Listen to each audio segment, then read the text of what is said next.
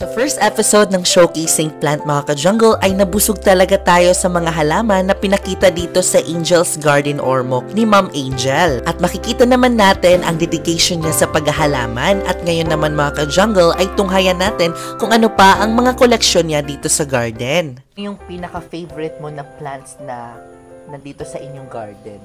Favorite, lahat naman favorite ko. Kahit isa Anything that has roots and wow. kahit na walang flowers, okay lang sa akin. Yeah. Yes, many times. Every night? Oo. It opens at night. Tapos, for a few minutes lang siya nag-o-open. Tapos, you can really take a video pag o-open siya, tapos in a little while, mag-close na naman. Ito yung vinag natin.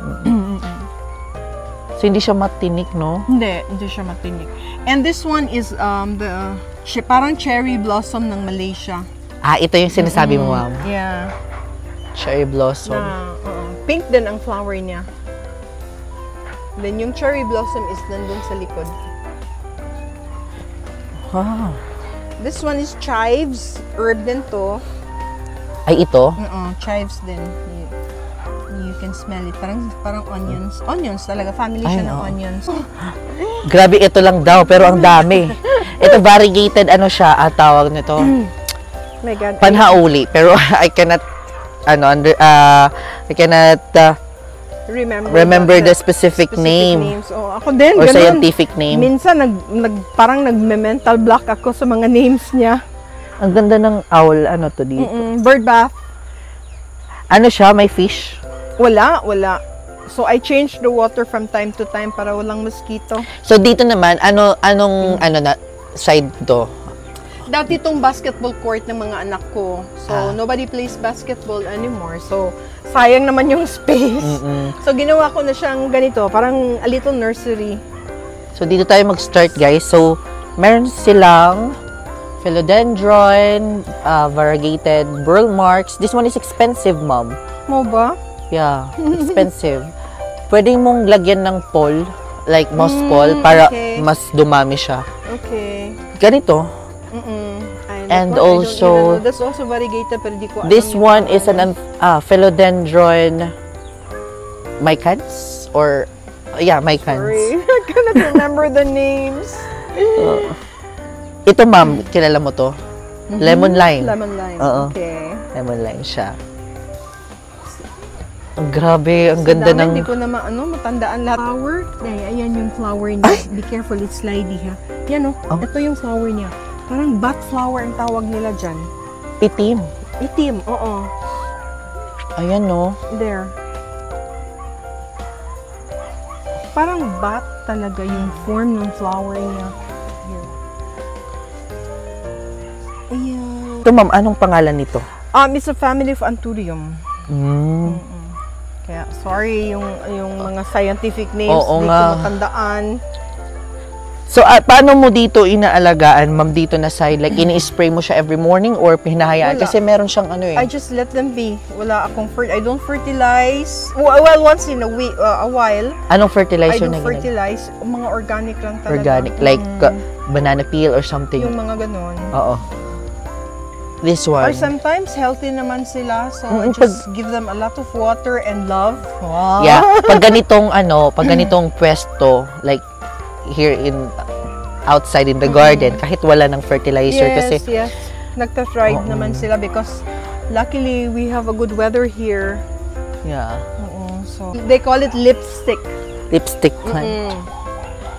I think this is a peperomia. Yung flower niya kasi parang lipstick. Peperomia scandes. Then, eto, when I started planting this, maliit pa siya, pero lumaki yung leaves niya. Ang ganda, ma'am. Tingnan mo, guys.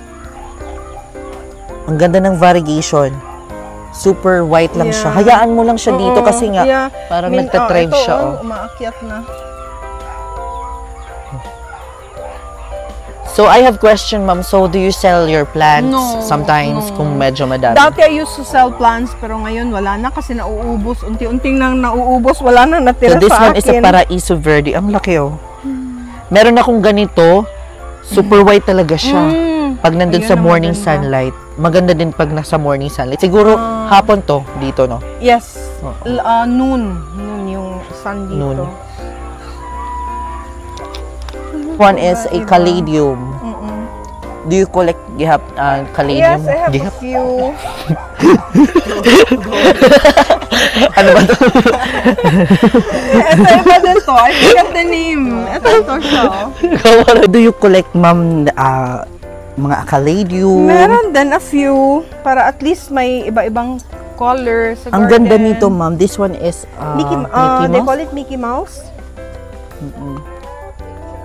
May ano siya, no? May tais. May tip, oo. Ganda. Pwede tayo papunta doon. Oo, sige.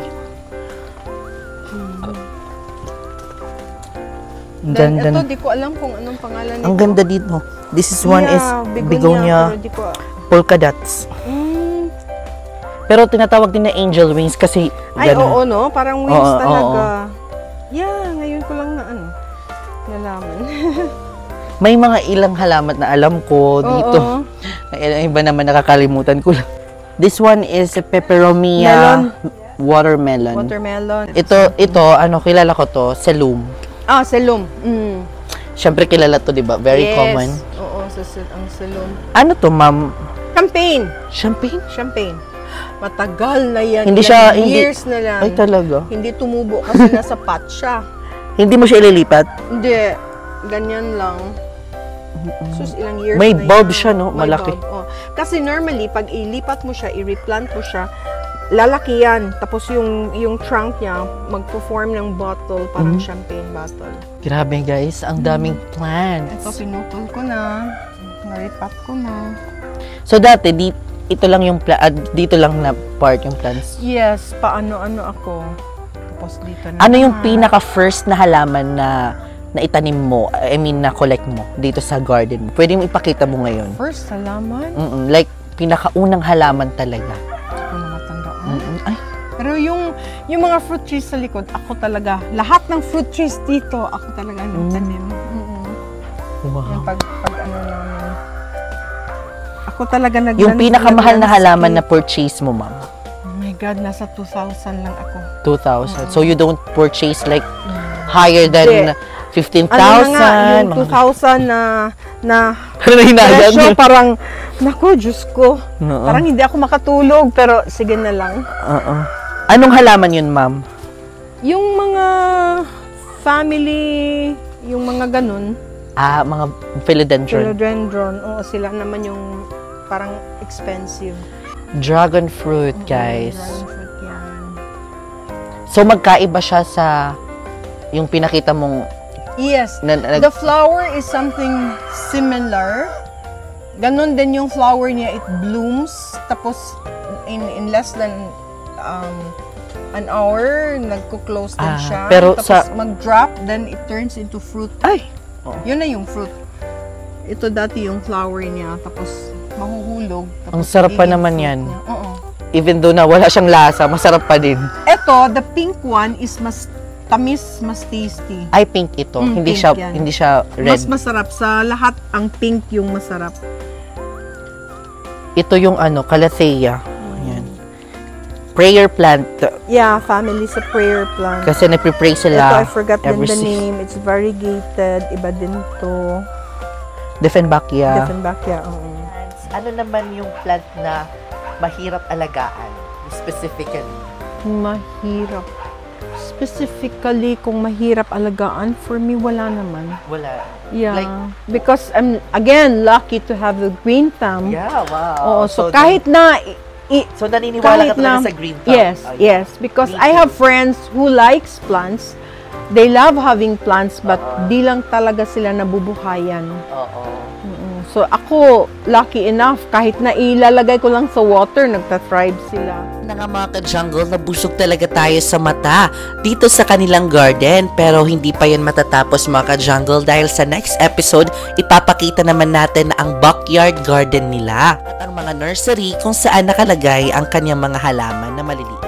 Kaya naman tutok lang mga ka-jungle sa ating next episode.